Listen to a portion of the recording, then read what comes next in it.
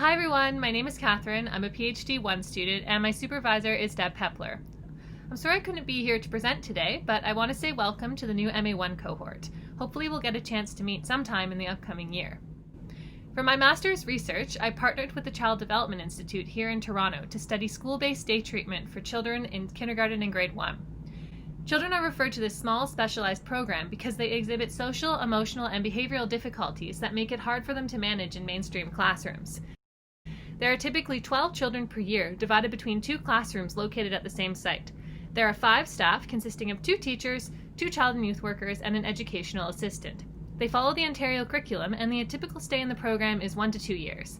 The goal is for children to develop school readiness skills, including age-appropriate independence, behavior regulation, social skills, emotional awareness, and academic abilities, and to make a successful transition back to mainstream programs.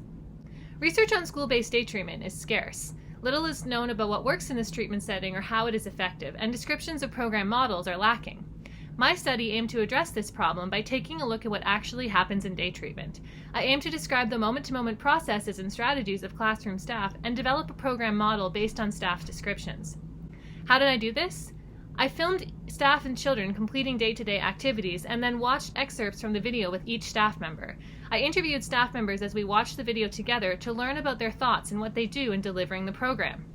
I then did a thematic analysis of the interviews to learn about the commonalities among staff members in their approach to working with children and integrated these into a program model.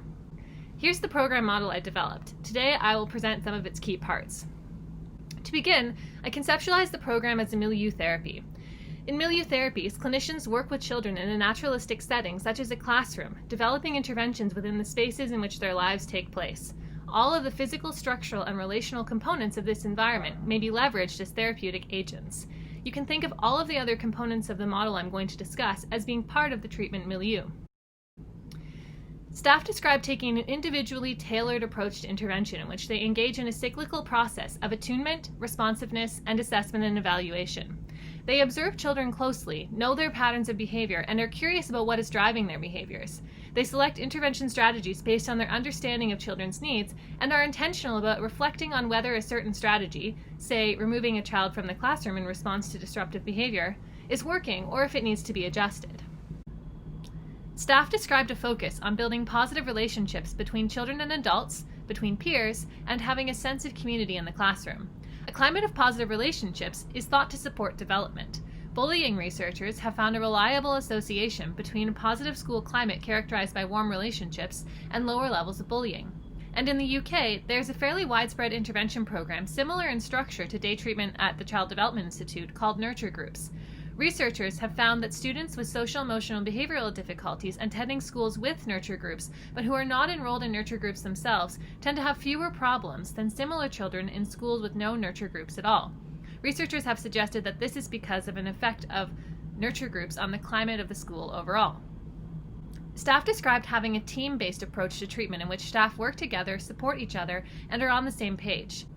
This contributes to a climate of positive relationships, supports a coherent therapeutic structure which allows for coordinated and consistent intervention efforts, and helps with assessment and evaluation by providing the opportunity for staff to share their thoughts, hypotheses, and possible solutions for the difficulties experienced by children. It also helps staff in maintaining firmness and consistency and lowers staff stress by providing opportunities for social support. Staff describe noticing many positive things about children throughout the day. This likely allows staff members to feel less stressed and act more positively towards children. Lowered stress, in turn, is associated with greater capacity to notice positives. This bidirectional process likely further supports a positive therapeutic milieu. Staff expressed having a developmental perspective on children, in which children are viewed as developmentally behind, missing the skills expected for their age. Research suggests that this perspective may help staff in avoiding making hostile attributions about the intent behind children's behavior and help staff in noticing more positive things about children. A developmental perspective may also help staff in identifying the targets for intervention and tailoring interventions appropriately, as they can match them to children's current developmental level and adjust as children progress through various developmental stages. That's all for my presentation today, but in finishing, I would like to emphasize that none of this would have been possible without the staff members themselves, who were so generous in allowing me to learn about what they do in delivering the day treatment program at the Child Development Institute. Thanks for listening, and best of luck this year.